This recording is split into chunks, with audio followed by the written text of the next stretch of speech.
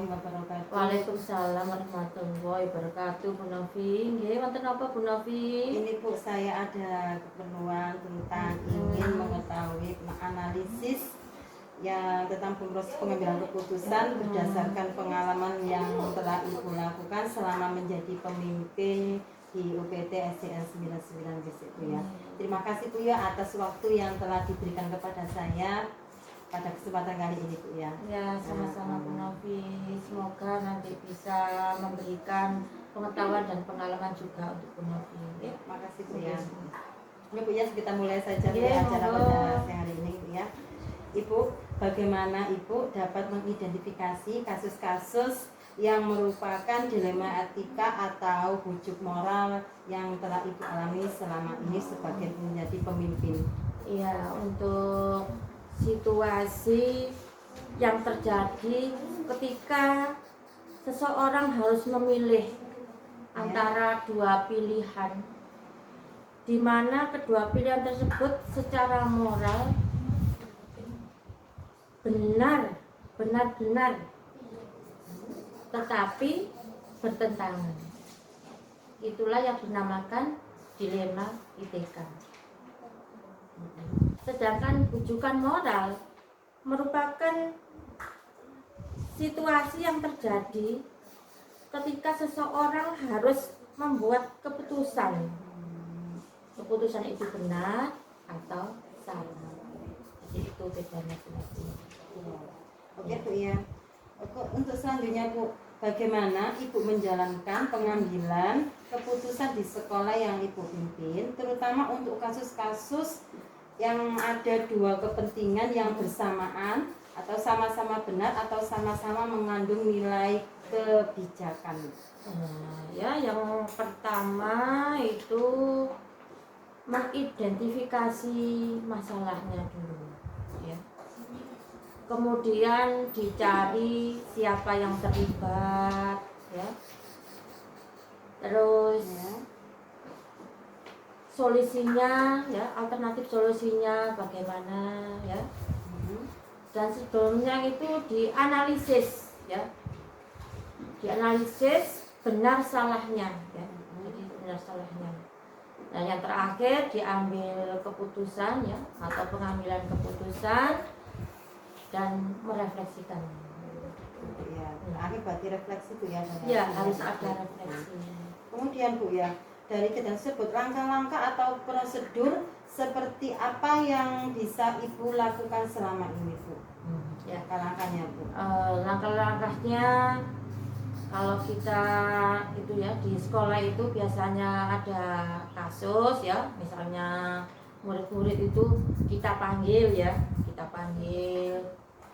kita tanya permasalahannya apa, penyebab masalahnya itu apa, terus siapa saja yang terlibat dalam masalah itu, ya, jadi ditanyakan.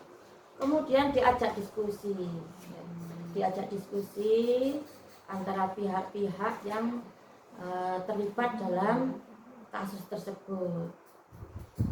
Setelah itu kita cari keputusannya, ya.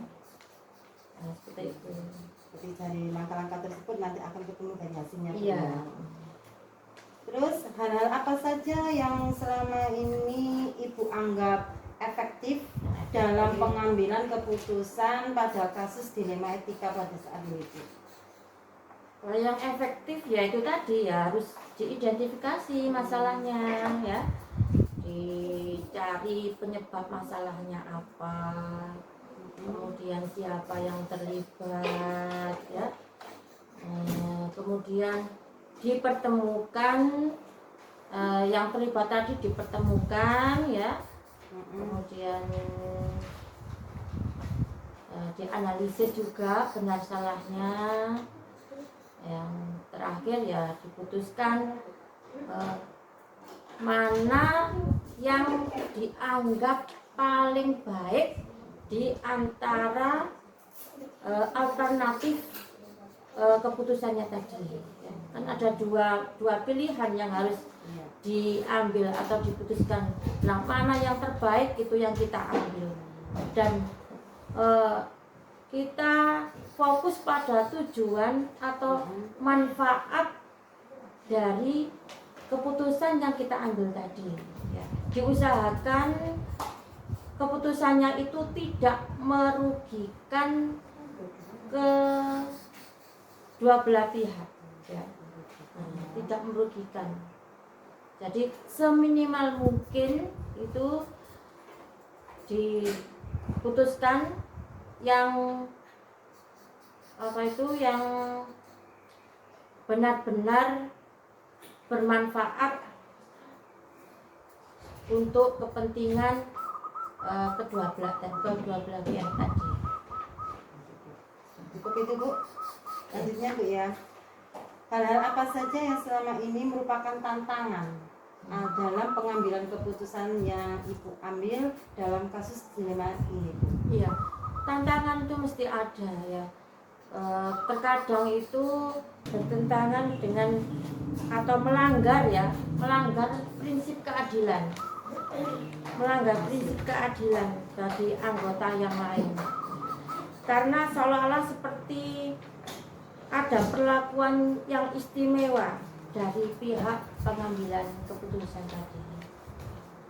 Betul ya. Iya. Harus kita tetapkan Bu. Untuk berikutnya pertanyaan selanjutnya Bu, apakah Ibu memiliki sebuah tata kata atau jadwal tertentu dalam membuat penyesuaian kasus dilema etika?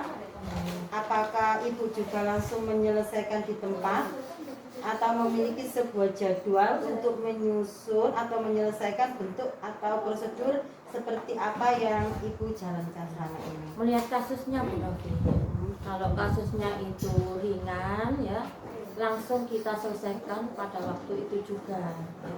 Tapi kalau dirasa kasusnya itu cukup berat ya, harus melibatkan misalnya keluarganya atau pihak lain, tentunya kita harus membuat jadwal terlebih dahulu dalam mengambil proses pengambilan keputusan ya.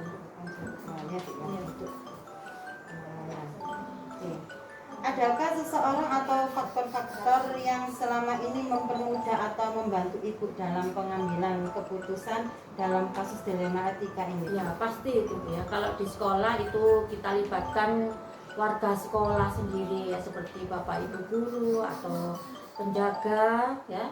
Kemudian kalau diperlukan juga kita berkoordinasi dengan wali murid ya, atau masyarakat mungkin ya yang mungkin terlibat dalam kasus tersebut. Ada yang terlibat Bu ya? Iya. Kemudian yang terakhir Bu ya, dari pertanyaan saya ini yaitu dari semua hal yang telah disampaikan Ibu tadi, pembelajaran apa yang dapat Ibu petik dari pengalaman Ibu dalam mengambil keputusan dilema etika? Iya. Dari pengalaman yang sebelumnya ya, menjadikan kita menjadi lebih bijaksana dalam menganalisis ya kasus-kasus ya,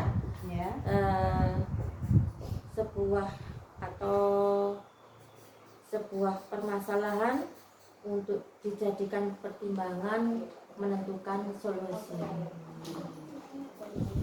Itu pembelajaran yang dapat disampaikan. Ada lagi Bu yang ingin disampaikan Bu? Yang terpenting dalam menangani kasus yang berhubungan dengan dilema etika itu, kita harus selalu berpihak pada kepentingan murid ya, kebermanfaatan untuk murid ya, itu saja ya. Terima kasih Bu ya atas waktunya yang telah diberikan pada saya Ya, sama-sama untuk memberikan apa yang saya harapkan lebih baik. Semoga apa yang Ibu berikan tadi juga bermanfaat bagi saya ke depan Ya, dalam belajar. amin. Terima kasih Bu ya. Saya ucapkan terima kasih Bu. Sama-sama.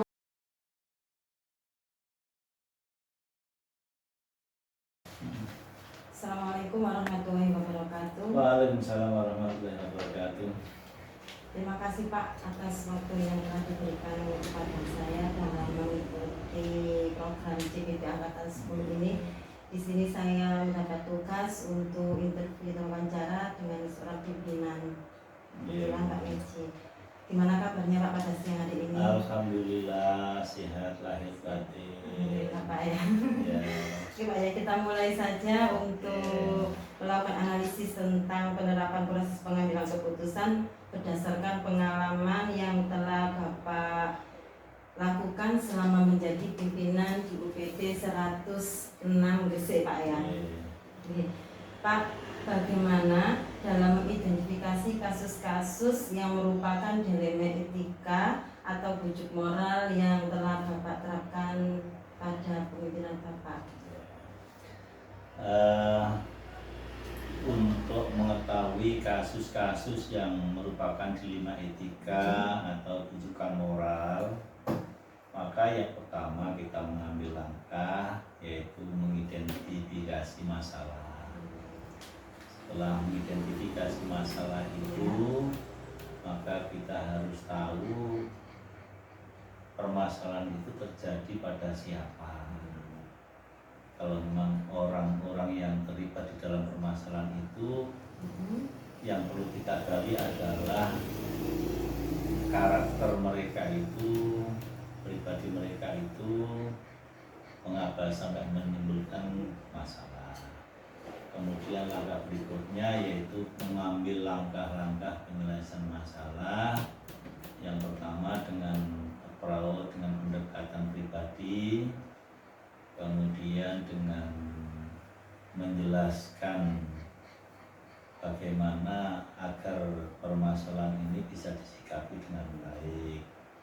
Setelah kita itu mengadakan pendekatan, menjelaskan, maka kita dapat menyimpulkan bagaimana supaya permasalahan ini bisa clear, tidak mengakibatkan gap dan tidak mengakibatkan kerugian pada diri sendiri terutama, apalagi kepada orang lain. Kemudian selanjutnya setelah semua itu dilakukan, maka langkah yang terakhir yaitu memberikan sebuah solusi agar tidak terjadi sebuah permasalahan baru, baik itu permasalahan yang serupa atau permasalahan yang berbeda. Nah, dari situlah insya Allah untuk yang dinamakan membujuk moral, maka dengan penjelasan dan pengambilan kesimpulan, moral betul-betul terwujud sebagai orang yang bermoralitas, orang yang berakhlakul karimah, orang yang bebas dari permasalahan. Itu. Oke Pak, dari identifikasi yang Bapak lakukan tadi ya Pak ya, dari menggali karakter, mencari permasalahan, bahkan sampai mencari akar permasalahannya apa sampai tahap penyimpulan Pak ya, dan berusaha memberikan solusi dari permasalahan yang timbul. Untuk berikutnya Bapak, bagaimana Bapak menjalankan pengambilan keputusan di sekolah, terutama untuk kasus-kasus yang ada dua kepentingan yang bersamaan atau sama-sama mengandung nilai kebijakan. Untuk pengambilan keputusannya gimana Pak? Yang pertama, untuk mengambil keputusan di situ mengidentifikasi masalah dengan mempertimbangkan berat masalahnya, antara permasalahan yang satu dengan yang lain, yang dimana penyelesaiannya kedua-duanya akan mendapatkan keuntungan yang sama. Jadi tidak akan memprioritaskan salah satu di antara kepentingan itu. Yang terpenting, sama-sama permasalahan yang terjadi itu bisa diselesaikan, bisa dituntaskan dengan tidak meninggalkan dampak negatif terhadap mereka yang bermasalah. Ya. untuk melanjuti dry scrub tersebut Pak, langkah-langkah atau prosedur seperti apa yang bisa Bapak lakukan selama ini? Langkah-langkahnya yang pertama yaitu kita menggali informasi terkait dengan permasalahan tersebut. Bahasa ilmiahnya ya identifikasi masalah itu, sehingga tahu permasalahan yang dihadapi. Yang kedua, prosedurnya kita merespon dengan apa yang menjadi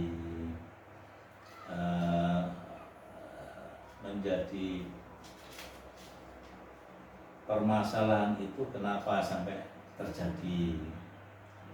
Ya, direspon dulu.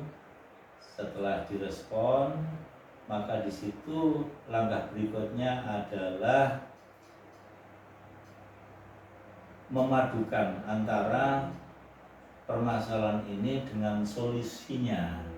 Jadi solusinya itu harus madu, harus nyambung, connect dengan permasalahan yang terjadi, sehingga betul-betul permasalahan ini nanti akan dapat terselesaikan. Kemudian mereka bisa menerima dengan keputusan apa yang telah diambil dalam kebijakan seorang pemimpin. Keputusan ya, keputusan. Oke. Jadi dari kita memberikan identifikasi, merespon, kemudian memadukan antar permasalahan dengan solusi agar ketemu titik terang ya Pak ya, dan menyelesaikan supaya diterima dalam sebuah keputusan Pak ya. Nah dari hal itu apa saja yang kira-kira Bapak anggap efektif dalam pengambilan keputusan pada kasus-kasus dilema etika tersebut Pak? Langkah yang efektif ya, yang dianggap efektif. Yang pertama itu kita harus tahu permasalahan yang terjadi dengan mengidentifikasi tadi. Permasalahan ini harus betul-betul dipahami, sehingga nanti tidak akan salah melangkah dalam mengambil keputusan. Kemudian ya memberikan semacam sosialisasi begitu, antara ya memberikan sosialisasi tentang permasalahan yang ada, kemudian memberikan solusi agar permasalahan ini ya tidak semakin berkembang, tidak semakin melebar. Nah ini yang efektif di situ. Jadi permasalahan ini tidak semakin runcing, tapi permasalahan ini akan selesai dengan pemahaman mereka yang saling sama-sama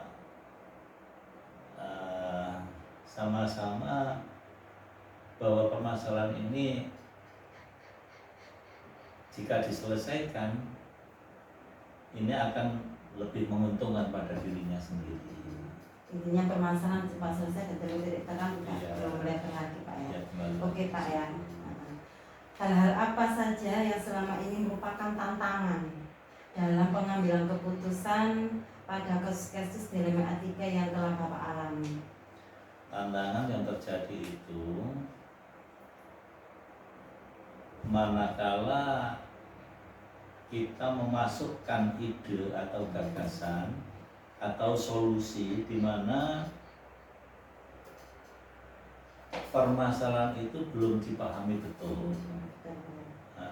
Jadi kadang-kadang yang bermasalah ini tidak bisa menerima, ya tidak sejalan, sehingga antara solusi yang diberikan dengan respon yang diterima, maka ini tidak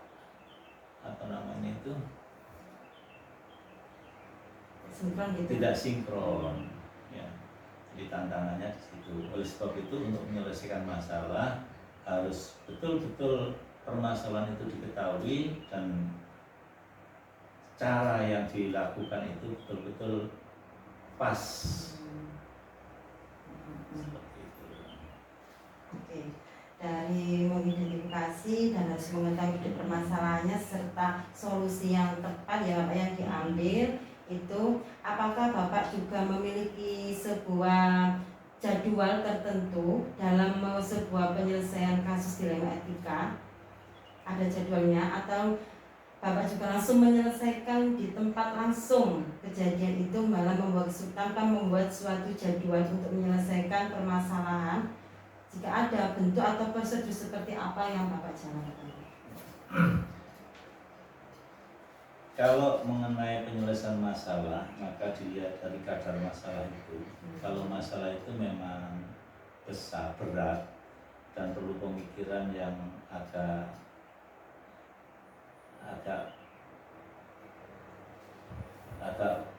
pemikiran yang benar-benar